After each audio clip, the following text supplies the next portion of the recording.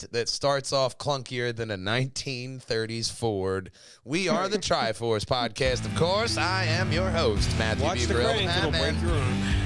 In the Pajanger box, we have Christopher Bristow, the old man, as well as Katerina Thermascara, our wonderful woman, as well as our omnipotent producer, Stephen Bucarell, Big Brother.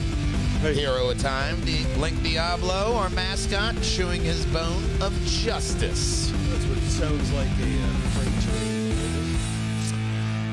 train. We always gather here together for the same nerdy and geeky reasons, but tonight, Diabolical Baby, Quantum Reboot, 4K year-old game, and so much more on the Triforce Podcast. And, of course, we want you to hop on over to pjandwh.com. We're going to find all the funny and luggy and nutty moments up top. You scroll down, and you'll actually, I updated it. Last week's Triforce Podcast, the safe word is justice.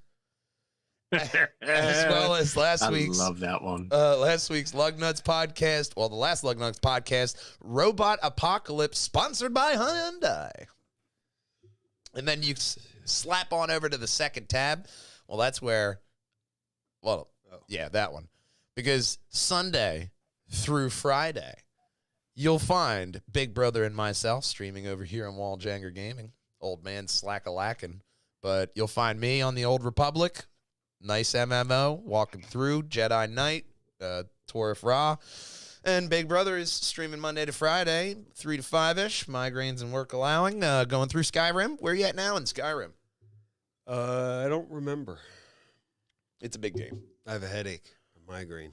So But you're going to have to tune in to find out. I literally have to look right before I do it. I don't. I've played so many hours. What did you do? I've done everything. I've done everything. I don't know where I am. But then again, a lot of people. A lot like life, and a lot like this next tab. Yeah. Oh. Because Look who's getting smooth with the segues. Smooth as his head. I got a button for That that. was a good segue. Yeah. Because we want you to contact the team. If you want to slide on into the DMs and into the podcast, maybe you have a podcast you'd like us to help promote, or even be a guest on our podcast and talk Promoting about it. slippery DMs. I'm not touching that one. Giggity. As Cat drops out. Get him out of here. Fuck him. And you can also find us on all social That couldn't media have happened handles. better at a better time. This break is brought to you by the Hairy Donut. Yeah, because we may have found our TikTok click. Stop in for a meal coupon. You'll get 10% off your next Dingle Dash. Maybe you want to be a Dingleberry and help out the Dingle Dash Association. Then Is you it can be safe? a Dingleberry today. Be a dinkle dasher. Yeah. So it is not safe. Noted. No, No, that was just a word from our sponsor. the safe word is If we don't justice. have sponsors, I might as well make some up. Absolutely. Our own fake Fill out the establishments. village here. NFTs coming soon. Frank, Kelly. No. We're no NFTs. So we want to hop on over to our first story, which, of course, is diabolical because the Boys animated series looks like a hyper-violent Nicktoon. So Amazon's Did I own... click on the right thing? Oh, yeah. Oh, yeah. Oh, yeah. Hello, Luminous. Luminous Tater, my dude. Sup? Amazon's own blend of old school cartooning Okay. and bizarre modern comedy, The Boys, presents Diabolical. The anthology series will premiere in full in March, and if the snippet of footage is any indication, it should tide over fans of the flagship series with its own set of gruesome laughs, which makes sense. Yet another production from Titmouse, which, of course, the adult animation leaders currently behind everything from Paramount Plus, like Star Trek Lower Decks, Netflix, Chicago Party Ant, and Midnight Gospel, to Hulu's Animaniacs reboot, Amazon's Critical Role series, and the upcoming Legend of Vox. There's a lot of stuff coming through from Titmouse, which is very, very impressive. Actually, I still have to cousin finish Carl, Midnight Gospel, man. Cousin Carl, Midnight Gospel. He was working with Tim. Yeah, man. There. It's just they have amazing animation, and especially with the boys, it's just Diabolical promises 8, 12 to 14-minute episodes, each with its own animation style. The clip teases in the first look of the series. It feels kind of Chuck Jones throwback with a violent streak. So basically Ren and Stimpy. But Diabolical premieres March 4th, season 3. The of 90s Boys. Ren and Stimpy. Yeah. Not the other one. Yes. We disavow that. Yeah, no, not the one where they tried to make it cool. Yeah. The original one that was really gay. The original. That one was great. Season That one was great. Season 3 of The Boys kicks off June 3rd. So we got a little nice anthology series in The Boys is nice. I like how they're doing a different art style for each episode, because that's kind of like what they're doing with Into the Spider-Verse Part 1. Each different Spider-Verse, it's going to have a different animation style. So having that anthology, different animation style, it just kind of fits. I like that kind of styling for it, especially The Boys, because it's something unique, and that's the way to keep it that way. Keep it fresh. Yeah. What would you like to see? I mean, a baby shooting laser beams out of her eyes, that kind of sets a nice high bar for the kind of stuff that we want to see here. I don't want to see this dog's nuts anymore. I really don't. You're the one with the mouse, man. You're the one with the mouse. I'm just the guy in the corner. I don't want to keep Executive producer for a reason. Yeah. Content controller and creator. Yeah. There's just too many titles. It stays at producer because that's a nice Mattman generalization blanket. Yeah. So the general Hashtag smooth criminal. yeah, and a smooth segue right on over to our, well, I mean, if any way you look at it, he's a criminal. But Moon Knight, in our next story, drops a very smooth I'm so trailer waiting for this movie. into madness. And, of course, Oscar Isaac is our Moon Knight.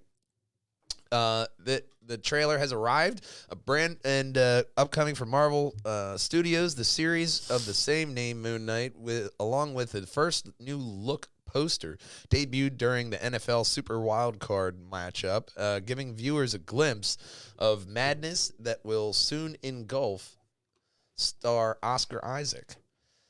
I'd also like to take a moment just to note the tragic passing of Gaspard Ulliel, who is also in this vehicle we're looking at. Yeah. Him. Was he the guy who was in like the Moon Knight garb, or who was he in this movie? I know he was only like 37, but it was a skiing accident. Yeah, from a ski accident. Yeah. Look, anytime you go skiing, it's just spelling bad news. That's why I don't go. And that little snippet from the elevator scene that just passed, going up to that, the old woman, it turns out to be an old woman, but he sees the Egyptian god from Moon Knight. So they're tying everything in here. And just like in this scene, he picks up the phone and she's like, Mark? Oh my God, you're alive? He's like, why are you calling me Mark? This show is going to be I feel like it's going to have like that Mr. Robot / like Fight Club vibes of like, this is a person with split I see that. personality disorder. He thinks he's saved from an Egyptian god from his death, and now he has this guy and Mark Spector, a mercenary in his mind, as well as an Egyptian god. And it looks like he's a bit vicious. But that looks like a werewolf, which is a nice tie-in to the first appearance of Moon Knight, which was Werewolf by Night, which, of course, they're doing that for a Halloween special. He was playing Midnight Man for Moon Knight. So. Oh, Midnight Man. Okay. But also, we hear a voice in the teaser trailer that they released saying that they were going to be releasing this on the NFL day. And at the end of it, it kind of sounded like maybe Mahershala Ali is Blade. And there was already a rumor that we're going to see Blade in this. So I'm really liking the look of Moon Knight 1, because it's just weird that this year we're getting Moon Knight and we're getting Batman. Because Moon Knight was Marvel's answer to Batman. And they just did all right, we're going to do Batman, but we're going to involve an Egyptian god, and we're going to make him have a multiple personality disorder. I think that this is going to be Seems a banner year in film. In entertainment. I should say in entertainment, because it's not just film. We're talking TV series and... Well, and then we just had Eternals hit the Disney Plus, and I enjoyed that movie. So good. I really enjoyed it in the theater. I didn't get that pleasure because I didn't want to pay for it, but I will accept it. But it was a great movie. As long as I didn't, I really enjoyed it. I really enjoyed it. It was a nice story. I like how they set up the Eternals. I think that I like how I didn't really see who was the problem until they revealed it, and I thought it was really nicely done. Kind of an emo ending for him, but I like that. I can't wait to see where they're going. And I mean, his name is Icarus. Yeah, there was only one way that was going to end. I'm just interested to see if they pull in from the comics to where Eternals, for a reason, they literally just get respawned, and it's just like, oh, Icarus, welcome back. Like, you're just going to get another one. I wouldn't be surprised if they did that. I would not be surprised if they did that at all, especially since now we're getting into what looks like. It was one of the times they brought it back, and Icarus I said the Fab Four instead of the Fantastic Four. And Icarus was spawned in, like, the South, or the Antarctic station, and that's just like, yep, you get rejuvenated here. And he lost his memories and all that, so that would tie right in with what they're going to do.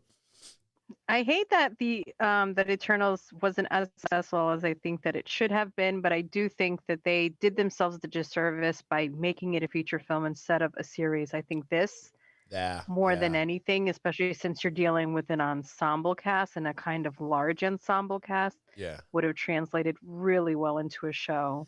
Well, one thing I really love what they did is the IMAX version that hit the Disney Plus is really great. The aspect ratio really just draws everything into every shot, and it's really impressive. I'm actually going to rewatch the Iron Man but IMAX version of it. You know what? I'm tempted to go through. We should go through that again, man, and go through with the IMAX watch on all those movies. I don't know if I could get through all the Iron Mans again. But it's only a select number of them are IMAX edition.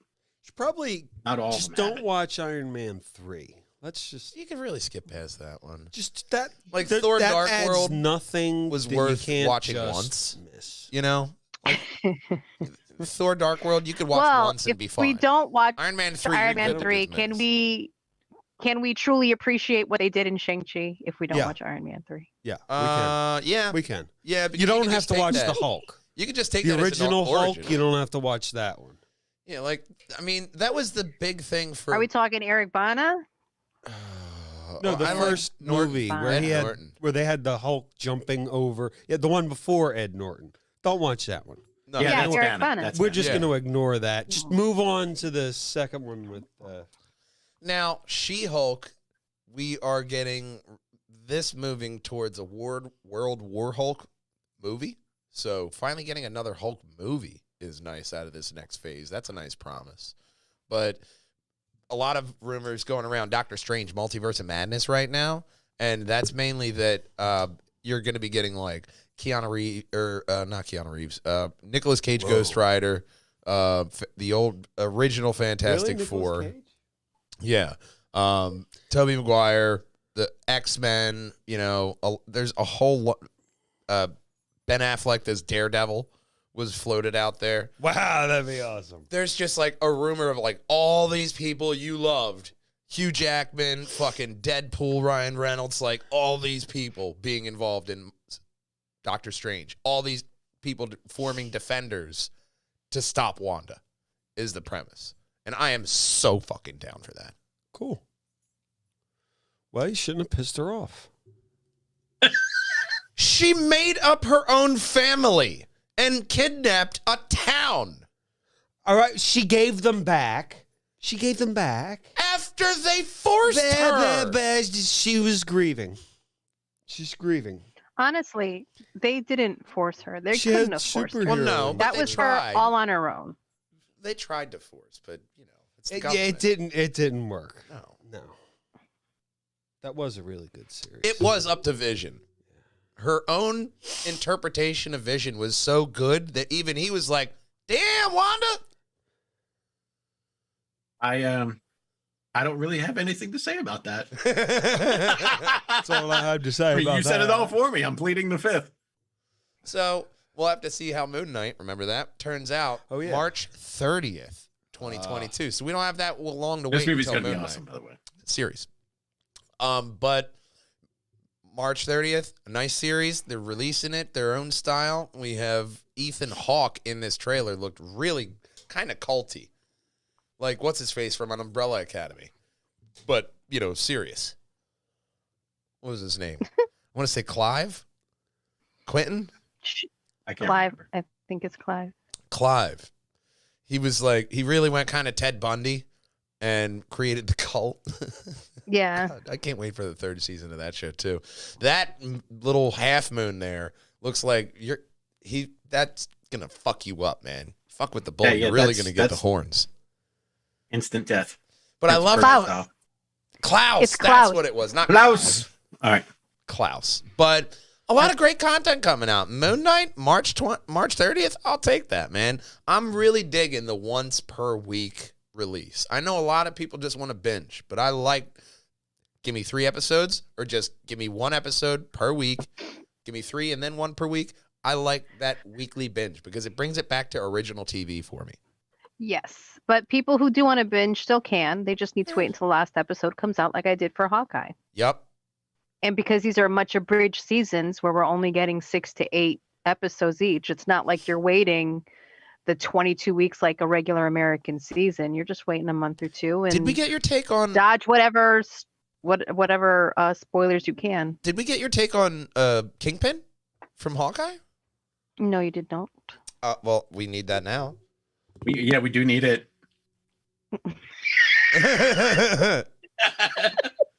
Okay. I don't know. I feel like I'm being set up for something. Yeah, that was creepy. I was like, what are you setting up a TikTok or something? I don't know. I have to say that even though I kind of knew that he was going to be in it, there's this one scene in one of the earlier episodes where you just see a hand come into frame. Mm-hmm. And put the hand on the girl, the girl with the prosthetic. Echo. The deaf girl. Echo, thank you. Yeah. When he puts his hand on her shoulder, and I'm like, that's Kingpin. Like I knew right away. Mm-hmm. I know that hands. I know that sleeve. I know that sleeve. Yeah. I can't say that Vince Vaughn does anything wrong. D'Onofrio? D'Onofrio. Look at. Do you see this? This is COVID brain. I'm just letting you know that. Like, Vince because Vaughn you guys know that I know their names. I was like, I'm just having that's his name. I'm telling you, my memory is awful. He went from playing what? They were both in that one fucking what was it? The Breakup. It was like with Vince Vaughn and Jennifer Aniston, and then Vincent D'Onofrio was the brother. I was forced to watch that movie. I remember that shit.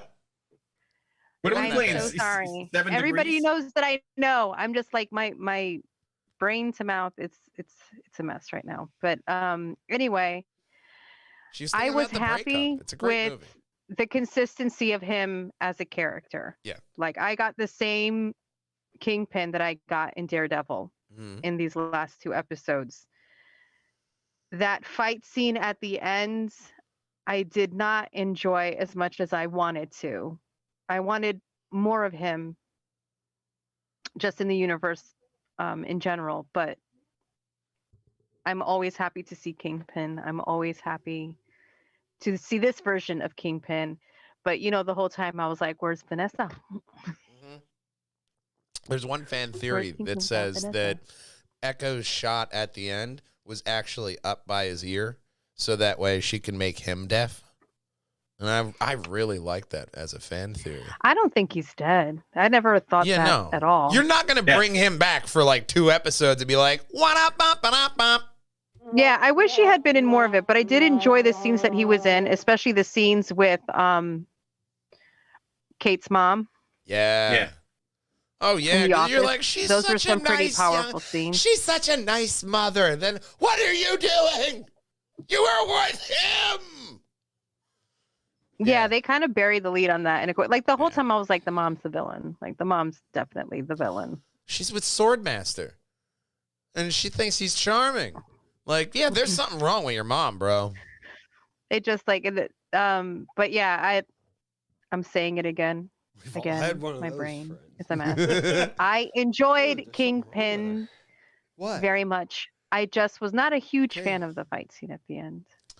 Yeah, I mean, all in all, I was thought it the extra, the super strength? Like, to me, The super strength didn't bother me so much, although I don't understand why comics we and needed to everything, have he it. had that. well, was- like he went up each against iteration Spider-Man. of Kingpin had a different level set of power. Like, Right. in the MCU with Spider-Man, he had power that rivaled Spider-Man. And Daredevil, he's just more tactful and he knows how to Exactly. fight. This is not that So, universe. it's this not- is that Even though guy. it's the same delivery and the same person per se, it's not It's a different the same variant. iteration. Yeah, it's a different variant. That's all they have to do. And fans are so confused, but they literally had a whole show based on variants, and they're still like, I don't see how you're going to connect it. There's I some just, like- reasons why Because they you're did not a that writer. first. I think that they had so many like great fight scenes in the show already that they didn't have to do this. I think it was oversaturated. I do. I think that they could have gone a different route, and because to me, Kingpin is more cerebral.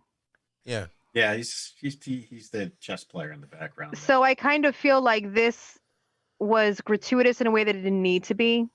But I love how they didn't call him Mr. Fisk. They just said No. boss.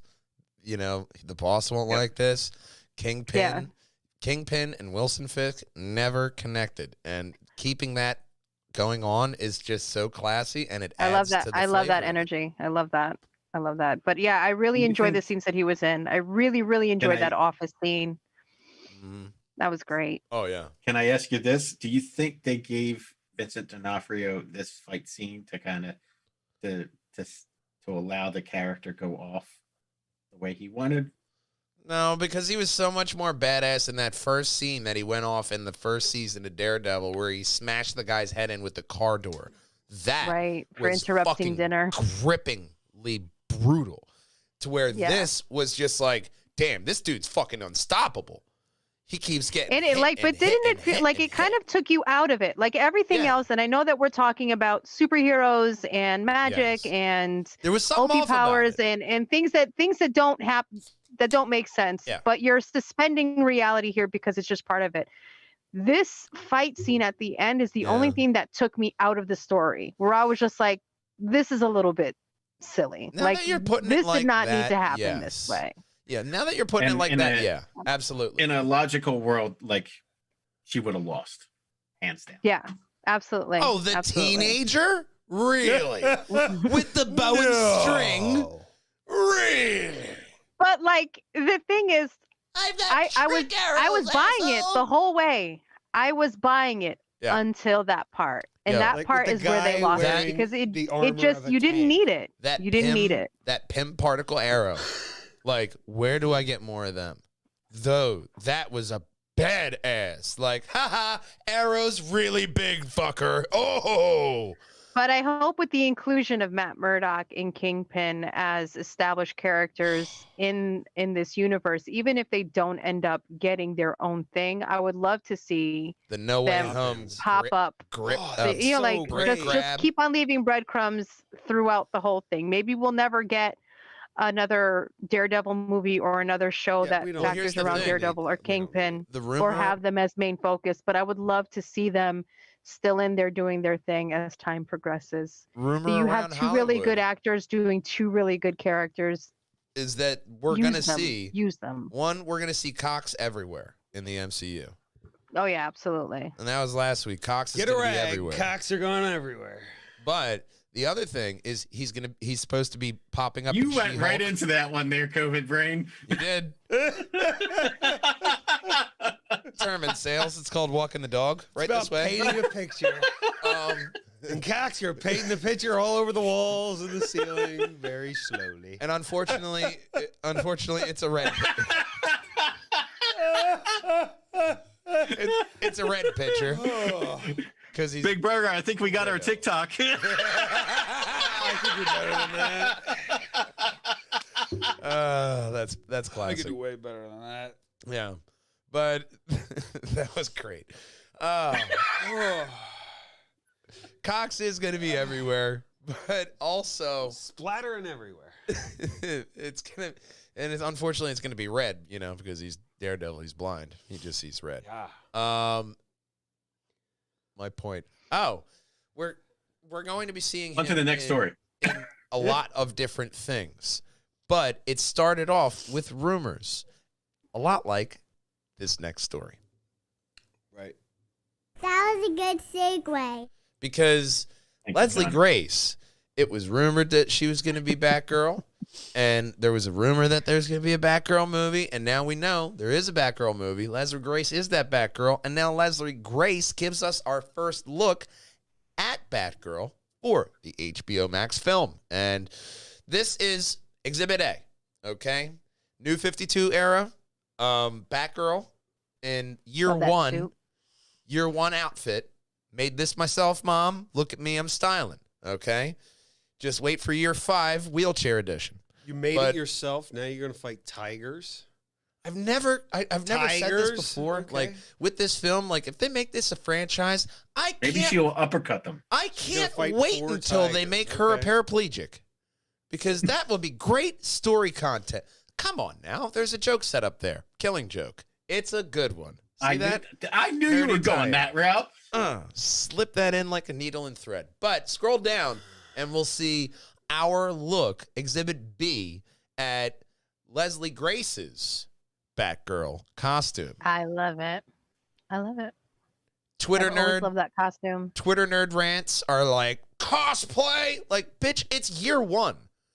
That's exactly where you want to start with Batgirl, and that's Yep. exactly the look you want with that. Because it looks like, I made it myself, Mom. I'm going to be a fucking superhero just like Batman, and that's the Batgirl show. That's exactly where And it this should is start. my biggest issue with these sneak peeks, with these first looks, with these teaser trailers. It's just opening it up for everyone to have an uninformed opinion. Mhm. This makes sense. Yeah. This makes sense. Yeah. Just like everybody lost their damn mind when they saw Starfire Yeah.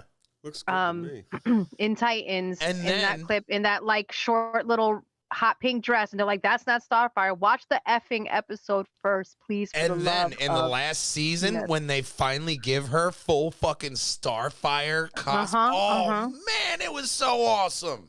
it was worth the payoff. It It was was. worth the build up into it. So let's chill the Fans- F out. Fans are ultimately He goldfish. looks amazing. Yeah. It is appropriate to somebody making their very first costume.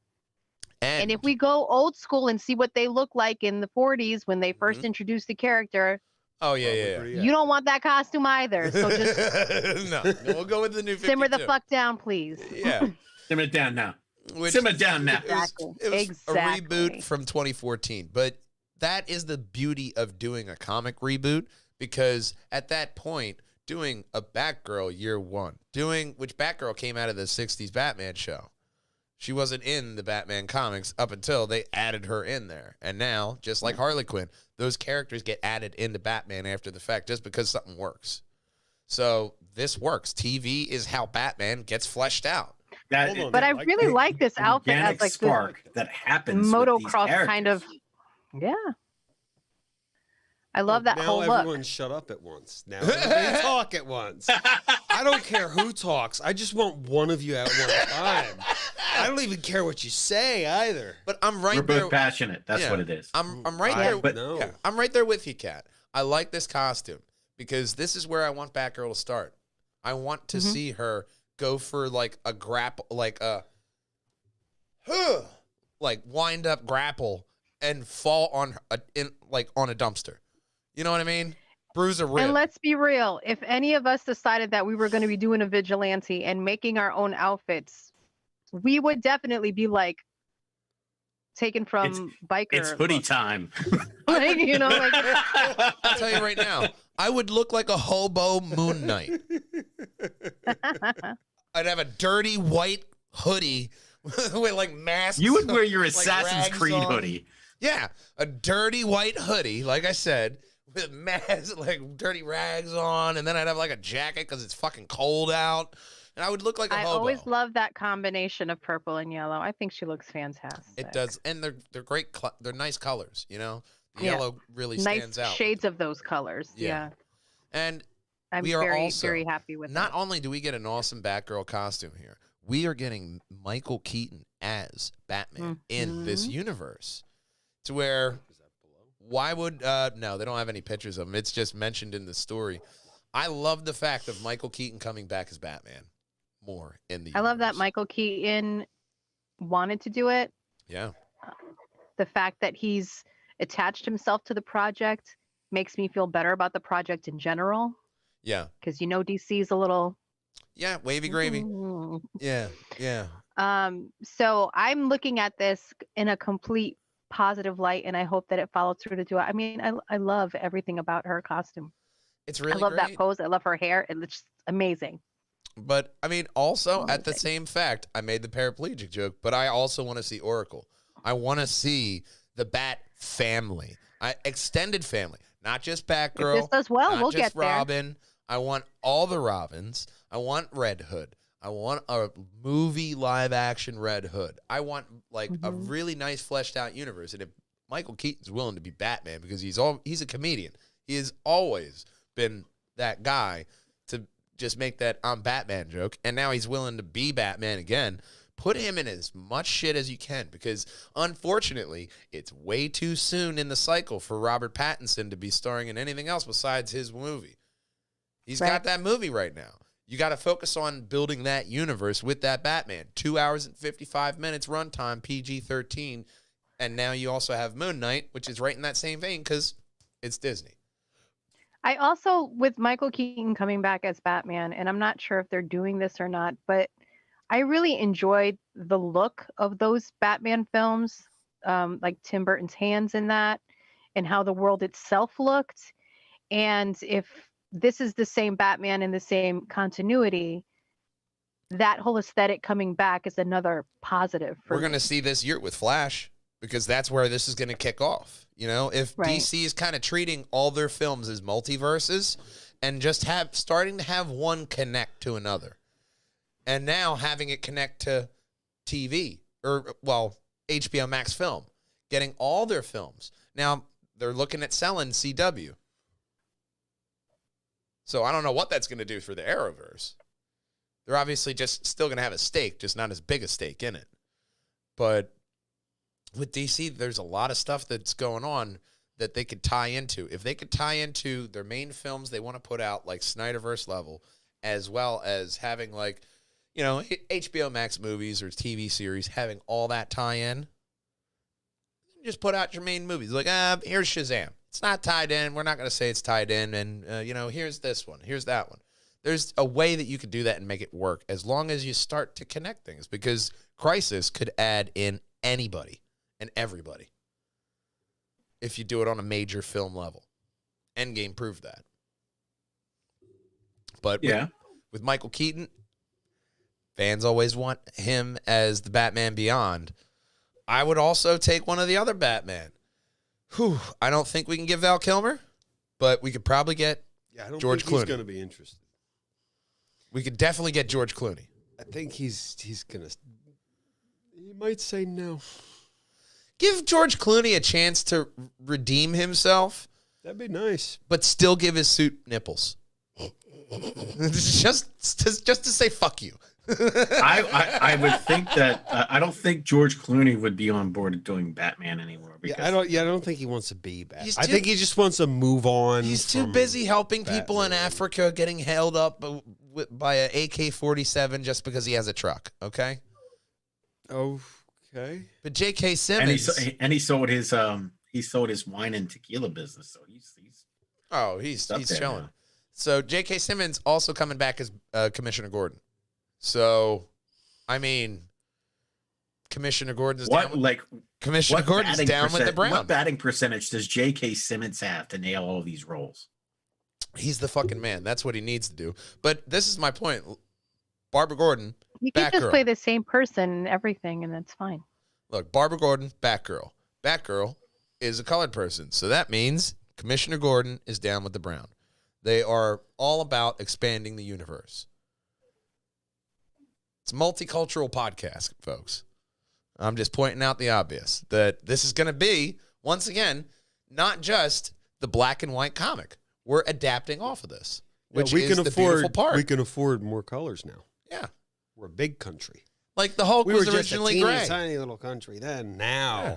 We couldn't figure out the color palette for the ink. Now we It got was that too shit nailed. expensive. Oh yeah, It's man. too Fuck, expensive. no. We needed to invest it in some and wait for inflation. No, we're still trying to afford the CGI Or to make whatever. old man look younger, and it's I not don't working. even know what we're talking about, to be honest with you. Nobody does. The next story. Exactly. Great. Yeah, there you go. There's been better segues, but there's been far worse. We wandered off the tracks, off a beaten path, but we are now on Amazon's Lord of the Rings series because it has a name. Set Yeah, it has a name. Set during the Second Age, thousands of years before the events of Lord of the Rings. Lord of the Rings, the Rings of Power, will tell the story of how the titular rings of power were first forged and divvied up amongst the Middle-earth races. The new series, along with the forging-focused teaser video, Will one of them have the power of heart? no. Alluded to how the rings creation were both tied to reemergence of a long dormant evil in the world and to subsequent hardships that the world's men, elves, and dwarves would end up facing in the future. The thing that I found about this interesting is that in the trailer, they're saying, like, how many people got what rings and all that. Like, humans got 9. Like, Sauron got 1. Like, elves, I think, got, like, 15. Like, dude, how many fucking powerful rings are you making, bro? There was. Did you give one to 3 your for the aunt? elves and 9 for men. Everybody, 5 for dwarves. Like, everybody getting fucking rings? Like, the dwarves? we're giving All right. out superpowers here. What is Anybody this, want seats in the some? Senate? Yeah. Yeah. Okay. Pretty much, yeah. Proposals. That's what they yeah, were. yeah. So you paying All right, so attention? it's the Senate. Yep. And then eventually it just turns into one ring, so that's the dictatorship. Yeah, and then the Sith I have heard take over, nothing positive of and then, the Sith turn into this big eye. this and then this stuff little happens. announcement that they did today, but I thought, well, let me roll that back. I thought this show was going to be about something else. Okay. Okay. I thought Yeah, we were because getting they kept on like Cimmerian carrot stuff. dangling it a different way, and then it was just like, oh yeah, it's going to be before the times, and like and then I sincerely what they thought it settled was on. going to be the Cimmerian, that we were going to be getting the history of the elves and that first age and all that. I would have loved that story. Yeah, but now we're not So getting that. I am a little bit disappointed that we are not getting that. However, diverse I enough. don't know that isn't still what we're getting, because ultimately that story is leading to the creation of the rings and then into, the Hobbit and then Lord of the Rings from there. So it still might be the show that we thought it was, but Yeah. this announcement, this title announcement, really gives nothing away. Like right away, you already knew what the end was going to look like. Maybe not what the name it was spelling was, but clearly it was the forging of the rings. Yeah. So once I saw that, I'm like, okay, this is not going where I thought it was going to be going. So But I like how it's starting off with all the rings. Like, yeah, they got some. My Uncle Joey, he has one. I think well, it this is rolled under the just them couch. rewording what was already said at the beginning of the Fellowship of the Ring by Galadriel. So The showrunner literally says, for the name, they wanted the name to look like it could be sitting next to the original books on a bookshelf. and it does. It does. It 100% does. But you open it up, I and it may also look like don't cardboard. know that. I also don't know that I didn't know Bethesda was doing it. that this isn't purposely done to misdirect us. Maybe. So Wouldn't be the first time that a Go studio over did here. that. That you were going to have. although a I little bit think of a it swerve. is, yeah, I think that it's pretty. Yeah. It's nice. It's But like a teaser trailer I or a was cinematic like, I'm trailer, disappointed you know? because I was expecting something else. I was hoping Yeah. for something else. Well, I mean, Like, I don't know that we need this story. Amazon It's one needs- story to rule them all. Well, Amazon needs that kind of book fantasy show, right? Because Netflix has their thing. Everybody is getting their shows like that, you know, on the streaming platforms. So they need their thing. And hey, we got it. We got Lord of the Rings. We can milk that. But you already have HBO over there. They've been milking dragons. Like, son, we got like 15 shows waiting we haven't announced. Marvel's got a whole hanger of like 43 projects they're working on that don't want to say I know they about. want like a good. Amazon sending people into space. I think I was more excited about this before Wheel of Time came out. And now that I've seen Wheel of Time, I'm not as excited about this coming out because I've seen what they do I with got like source one material. maybe one episode in, and I was just like, you're not hooking me here, man. I couldn't. Did you read the books? No. I read The Hobbit. No, I meant the Wheel of Time series. No, I haven't. But I was like, fuck it. You're based off a book. I'll give you a shot. That's what we did with Game of Thrones. Is we watched the show and then never read the books first. No. It's always a disappointment. So to me, well, I didn't know they were The going to show- be making it'll books. They're ruin like the show. 40 years old. Well, that wasn't a conscious should've- choice I made. you should have slept on it like we did. Then maybe you should just never. What was read and 2 let more society years? Figure it out Stop for you. reading books. 4 years, 40 years. Hey, man, Like, it is what it is. To me, it feels like, you know, when you have to do a history report and they give you the source material and it's like a paragraph in a book and they're like, okay, say the same as this. Mm-hmm. You have to tell me what's in this paragraph, but you can't do it word for word. But don't So you just say. jumble the words around. Yeah, but they you're wanted to literally saying the paraphrase it. same paragraph. That's what this trailer announcement thing felt like to me. Essentially, Like this they is took like the Cliff opening of Notes. Fellowship of the Ring and rephrased it and slapped it on that. Yeah. Yep. It's Well, your Cliff Notes. You'll be able to watch But it looks pretty. September 2nd. It drops with new episodes dropping every Friday. Another thing that may be dropping, is this next story, which is the Quantum Leap reboot getting a pilot order from NBC. Cool. The reboot of the classic 90s series Quantum Leap is I guess taking that means it's going to be on that. They just need to redo the last episode of the original series and we're all set. a big Yeah, that's step pretty much it. forward. That's pretty much it. Thank you. Thanks. With the NBC having ordered a pilot episode. Remember watching the series and starring Scott Bakula and Dean Scottwell when I was a kid, and it was amazing. Big Scott Bakula. Ow. So the thing that I found, yeah. the new series is set in the present time, and it's been 30 years since Dr. Sam Beckett stepped into the Quantum Leap accelerator and vanished. Now, a new team has been assembled to restart the project in the hopes of understanding the mysteries behind the machine and the man who created it. Damn, I need more voice acting work. Okay. But I like the sound of that show. There's no word if Scott Bakula is actually going to be involved in this at all. He said, actually, ironically, on the late, great Bob Saget's podcast, he said that he had heard that a reboot was in the works and that he supported them. I think we even talked about it in the podcast in the past. Yep. But now, getting an order. A pilot is not a guarantee. But once again, I will say, I will watch this fucking show. Mm-hmm. Like, hands down. I will watch this fucking show. I will watch at least one episode. Yeah. I'll give you 2.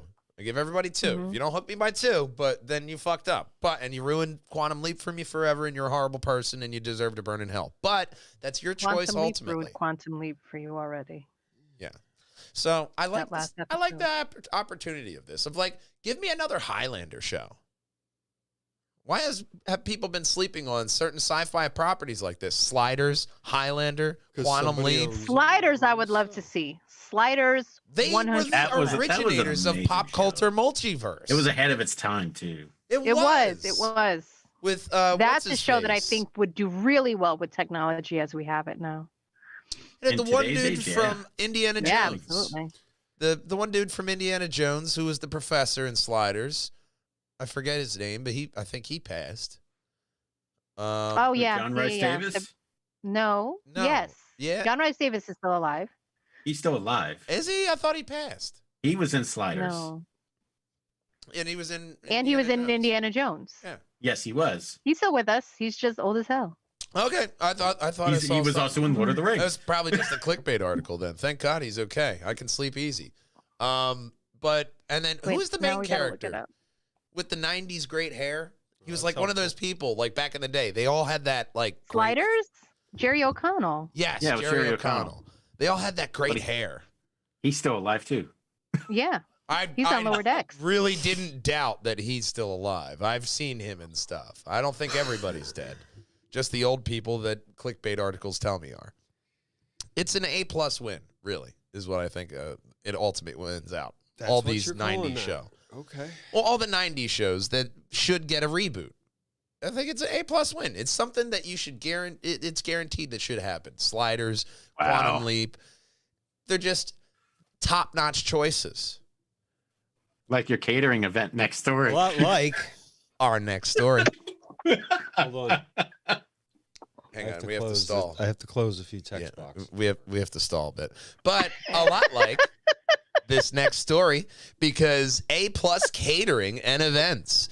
We have my friend Ayla LaBoy and her partner cooking up delicious delicatessens. And a lot like Luminous Tater said last week, I'm going to have a, quote, party just to have all these delicious treats that are up on the screen. Because I tell you what, man, I've tried their food, and it is just as amazing as it looks. And you can get them for your next event and have everybody in the party saying, wow, where did they find these people? Well, they were listening to Purge Hangers and Wallhangers.com, and they found Facebook.com/APLUS Tri-State and booked A+ Catering for their next event. They were the hit of all their friends' parties. Code word justice. Yes. Yes. That is exactly what we do. Oh, boy. Code word justice.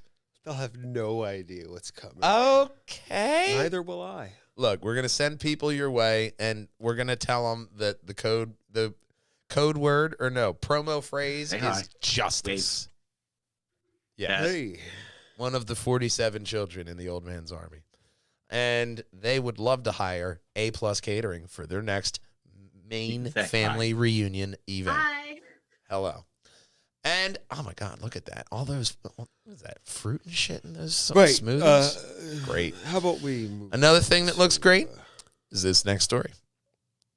Because Netflix, they have Cuphead Show. Yeah. And it looks very 1920s animated style, just like off of the game. It's obviously a satirical look.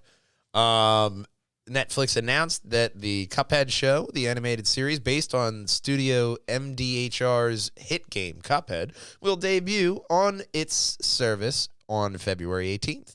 Streamer released the first full trailer for the series and a batch of images showcasing a commitment to the game's distinctive early 20th century animation stylings. Released as 12 episodes running 12 minutes apiece, the Cuphead Show is described as a character-driven comedy series following the receptacle. I'm sold. Receptacle-headed Cuphead and his brother Mugman on the carnival-themed adventure through Inkwell Isles. The journey will be bring them face to face with the devil himself. I think I love Cuphead. It is brutally hard. Ooh, those frogs, man. That's like they are a pain in the ass. Like art styling wise, snowflakes are going to have a problem with it. But I think first off, Cuphead was a brutally like. If you're a fan of Dark Souls, you'd probably this puts love Dark Souls to shame. I'm sorry. It does. It's so just brutal. but the art stylings in the game just make it so appealing to play. So you're getting fucked by the game, but you enjoy it the entire time. And the article then says, tonally, the show seems to split the difference between a modern, smart, Alec animated comedy and the simpler pleasures of an early cartoons that inspired its look. Like the game, it mimics the rubbery animation, slapstick violence, surreal characters, and mildly seedy air of the Jazz Age cartoons of Max Fisher. Yeah, but a lot of those Jazz Age cartoons, early Looney Tunes cartoons, you can't show them without a disclaimer in the beginning. Which is what they say in the next article, because it says, the next paragraph, it says, doubtless, this striking stylish choice is what will have drawn Netflix to the project, though some have noted that Cuphead is, however innocently celebrating an animation tradition with troubling racist undertones. The game, an old-school boss rush and shoot 'em up, drew more notoriety for its stern difficulty, however. Look, what's the next paragraph say? We can read. Could you read me the next paragraph? Make sure you. What's the next paragraph say? Make sure you credit the author too. And credit the author. Let's let read them know. all the sponsors. Let's let the Let's fans. do that. Let's let the fans know whose hands up your ass, moving the mouth. I have no. It's not Jim Henson. I know that guy's dead. Okay. Right? Or did I was just giving you a break. Else? Did I just give somebody else? He loves the sound of his own voice. I think I just killed somebody else off. No, Jim Henson's dead, right? Yeah. No, he died a while ago. Okay, I didn't. Yeah, that was like right before the Ninja Turtles movie, the first one. Well, next thing you're gonna tell me, Bob Denver's dead. He is. Okay. Well, now I need to be now I need to be disappointed by this next story. A beat, and then he's like, he is. He stumbles onto comedic timing eventually. But this next story was also a bit of a surprise to me. I don't know, maybe not a lot of other people, but Microsoft is to acquire Activision Blizzard for $68.7 billion, which of course is the bottom bargain price, because obviously Activision Blizzard has had some of the most, like, first off, California came after him because of their business practices in the workplace environment. There was a lot of sexual misconduct in that company. I have not talked about it because it's a toxic fucking place. And let's be honest, besides Diablo, I have not touched any Diablo and Overwatch. I have not touched any of those games in the longest time because Activision Blizzard, not everything they put out is trash, but Blizzard responded. They've by always had firing that. everyone. They've always had that kind of toxic and kind of feel to me. And I mean, I saw these stories come out, and it breaks your heart because these are game developers. These are people who are making good times in your memories. And that's what I think is like the reason why Phil Spencer, who was instrumental of acquiring the studio, top-notch guy. Yes. So he, with all this knowing going on, decided to acquire them, and he's gonna, like, heads are gonna roll. Well, I like how the news came out that Activision Blizzard games will be coming to Game Pass first, and then they were like, "Oh yeah, by the way, we bought them." And then the Activision Blizzard CEO, what is it, Todd Glass? Yeah. Wow. Kaepernick or not Kaepernick. He's fucking stepping down after Microsoft officially acquires the company. So that head of the company, who, let's be honest, if it's a toxic work environment, it comes down to the boss. And how you're running the company. And ultimately the boss hires the people. The boss doesn't want to take accountability. And guess what? And that's what happens in these workplaces now we have that don't. An American company being one of the top 3 game developers. Tencent, Sony, them. They're right there. They're the most prominent in the industry now. Now this is going to make them. Now we have Activision, Blizzard, and Candy Crush. Candy Crush probably going to set them up like a good Nintendo fund bubble. They can have a lot of fun projects now. Candy Crush and World of Warcraft is going to be the cash cow for those two now. Yes, but also it's a nice move for them because Diablo, always a fun time to hop into Diablo. A lot of people really enjoy Call of Duty.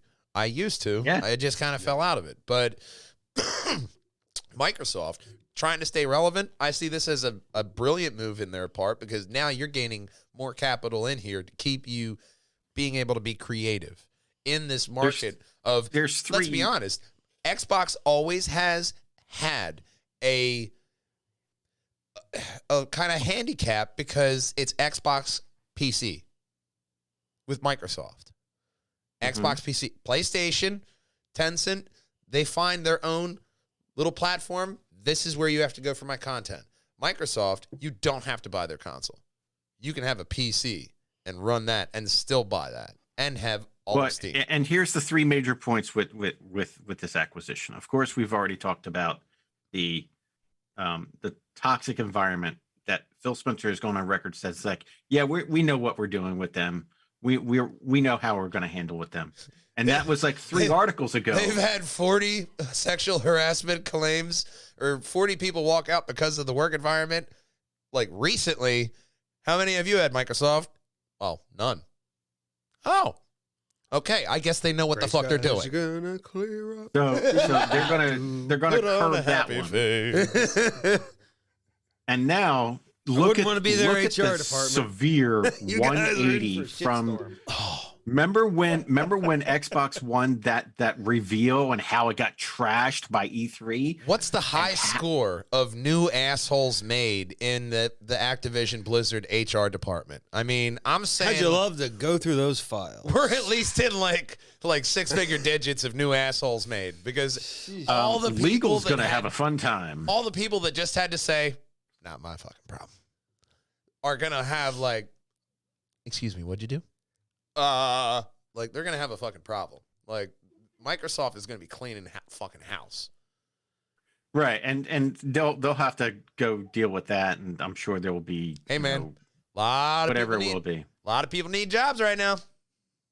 We could put some butts in seats. The second point, 2013, the reveal of the Xbox One was a colossal failure. Okay, because they tried to make it more about entertainment and not actual video game. You look at 5 years later, they pivoted and started the process of the Game Pass. Yeah. And then they finally released that. Now you have all these studios going on Game Pass day one. Yeah. And then on top of that, through Game Pass, you don't even need a PC to play. You could play cloud-based gaming on your phone. Yeah. Like just connect a controller through Bluetooth and you can play. Well, here's the thing, man. You look at Microsoft and it was Kinect. Oh, Microsoft's fucking up. But you look at, we'll say Nintendo.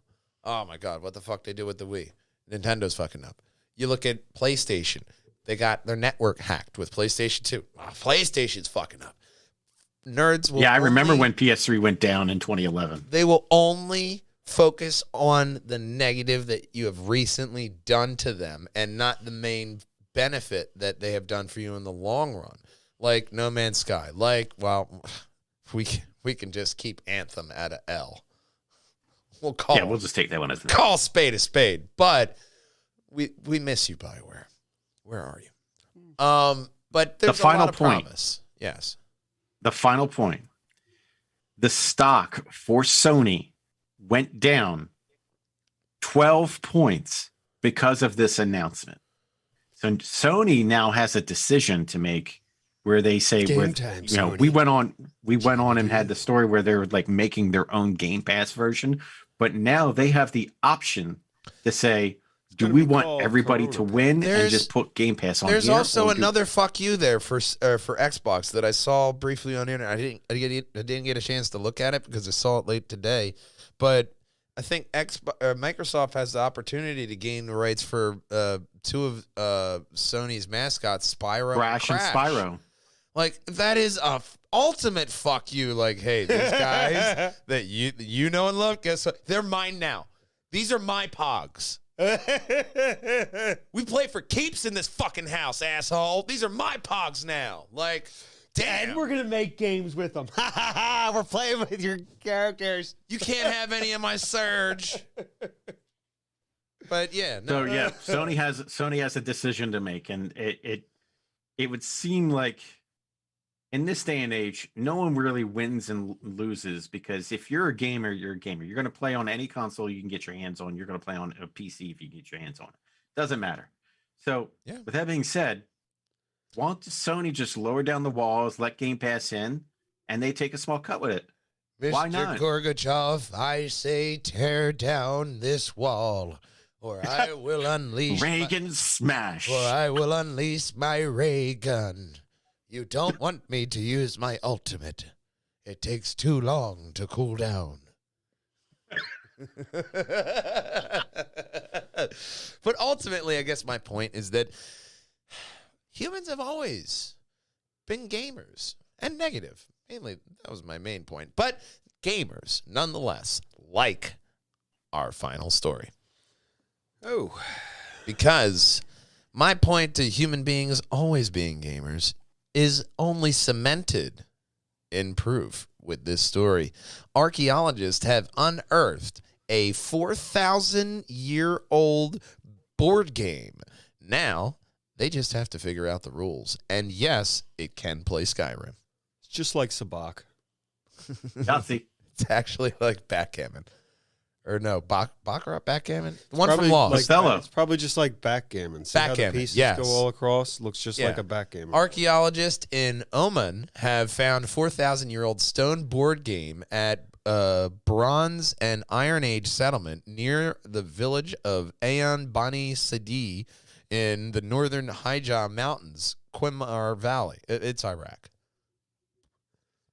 Such findings are rare, but examples are known from an area stretching from India through Mesopotamia, even the eastern Mediterranean.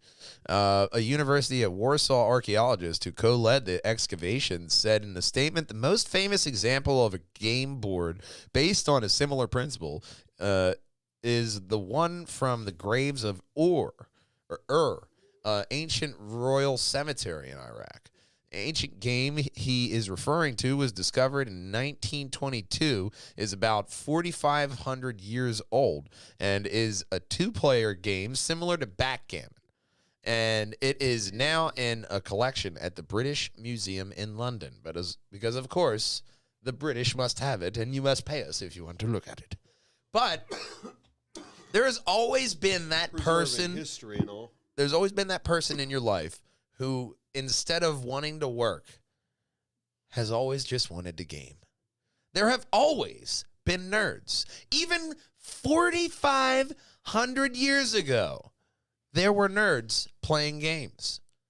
So there were purjangers purjanging in the ancient world.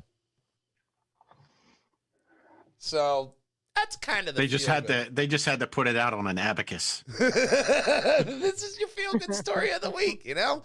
Every person throughout history, there has been that person. They have had a friend. They were like, oh, what'd you do today? Man, I've been fucking people up in backgammon, son. There's been the old guys in the fucking park playing chess. There have always been gamers. People always want to think gamers are just video game. Nah, son, gamers are everyone. Everyone's a gamer in their heart in a little bit. And even 4,500 years ago, there was still a nerdy son of a bitch out there trying to be the best at that game. It's your feel-good story of the week. I like to leave you on a high note when I can. But the high note is going to be the end segment, which was, of course, picked by Katerina Thermoscara. Okay. What game do you wish you could play for the first time again?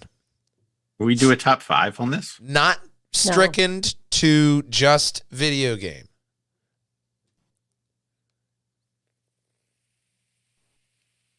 It's a tough one, ain't it?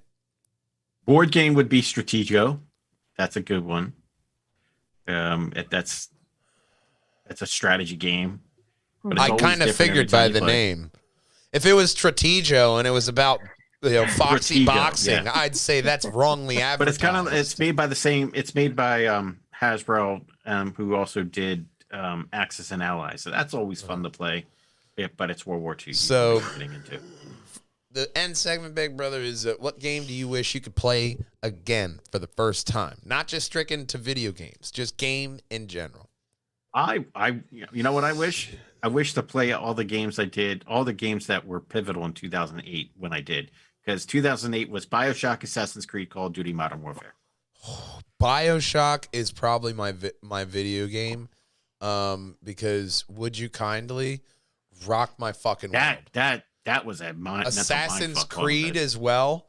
Those two games were just like, it's like that was the first moment when you finished a video game, you thought of your nerdiest friend you could call so you could just fucking melt down. Yeah, I know. You called me. Exactly. Like I said, the nerdiest friend I could think of. I was just like, boom, yes. But yeah, no, Bioshock. And then the final one that year. Bioshock Infinite was another one of those to where I was like, holy fuck. Like the ending of the game was so just driven. And it was just so, it was just brought it so full circle. Amazing. It was an art piece is what the final one of 2008, Mass Effect. I could pass on that. But it started. I love that game. Don't get me wrong. I love that game. But if I'm talking about, I want to relive that feeling I get. First Assassin's Creed and Bioshock. I want to relive that again. If I'm bringing it back to like a childhood vibe on a video game, I would say the first time I played Super Mario Brothers 3. That was a great game. You'll play it. Or Legend of Zelda on Link's Awakening. to the Past. Link's Awakening or Links of the Past. Either of those. Amazing games. Now, if I'm thinking about a board game, honestly, Clue. I have had some amazing, fun, funny fucking moments playing Clue. Okay. You did it, you dirty fucker! You're Mr. Constant. I fucking know it. I hate Monopoly. Clue, I will play. Because I can just automatically assume everybody in front of me is lying. And I could just, we're at a level playing field. Let's see who's the better liar, motherfucker. You did it. I know you did it, old man. You know, I like that kind of suspect. It's a nice little murder mystery, you know? There's fun in that. Your first D&D campaign. How about that? Never had one. Never had one, so there you go. Ooh, I sense a podcast. You can sense whatever you want. Katarina, where are you siding with your end segment? Well, the problem is everyone was supposed to pick one. But because of you two rambling, y'all have said my picks already. Yeah.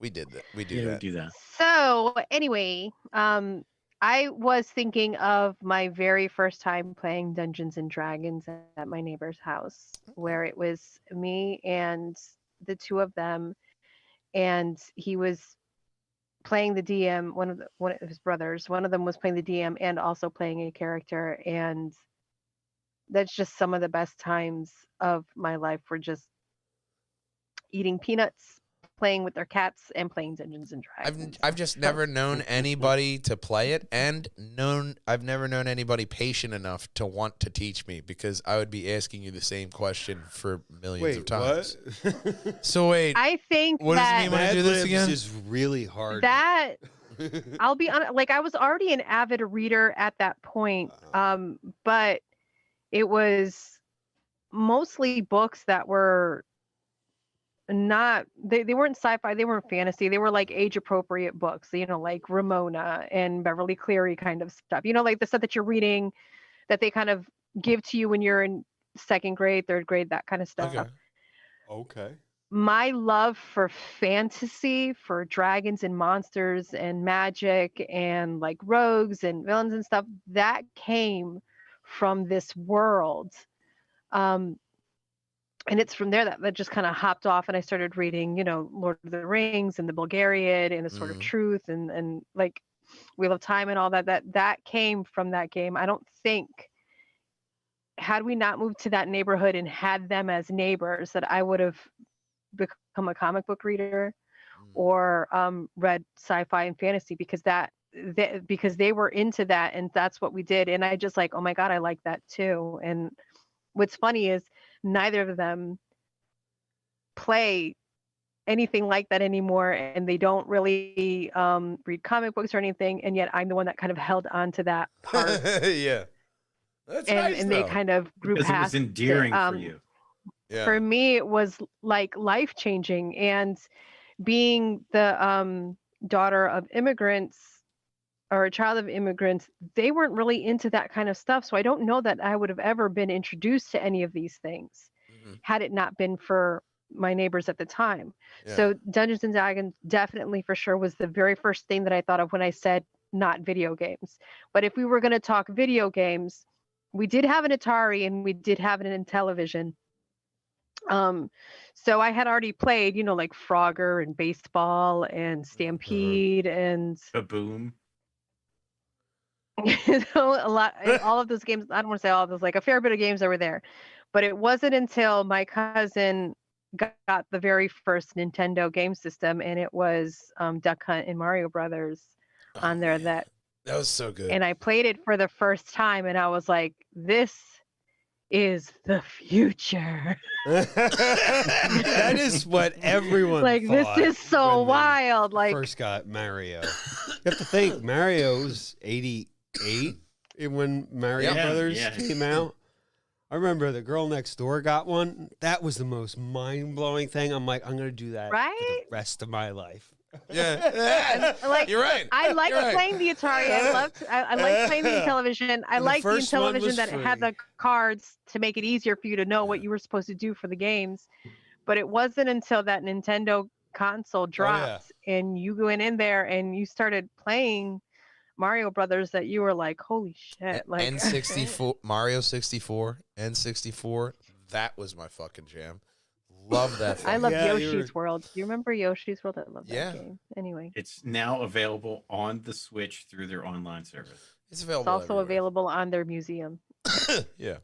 So there's just a lot of different awesome nostalgic ways that you could take this end segment, which, a favorite game. There's been so many that, fuck Monopoly. The opening scene of the first moment you hear the Halo soundtrack. Halo. Yeah. Just the Donkey soundtrack. Kong and Country. Donkey Kong Country? Oh, yes. That was a great game. Yeah. That's a good pull. The very first Sonic. Yeah. Contra. The finishing moves from Mortal Kombat, which had been the bloodiest game that I at had. that time, 1993, when it released on consoles, and that's what created the ESRB rating. Yeah, it did. Yeah. You know what? That was September 9th. One game Tipper, shut. I absolutely Chris, you are know. A vault. I know that probably Chris and Big Brother will absolutely agree with me on Fable. Yeah. The first Fable was good. Fable, the first time playing that. The first one was iconic. The first Chicken Chaser. The first He's chicken chaser, is he?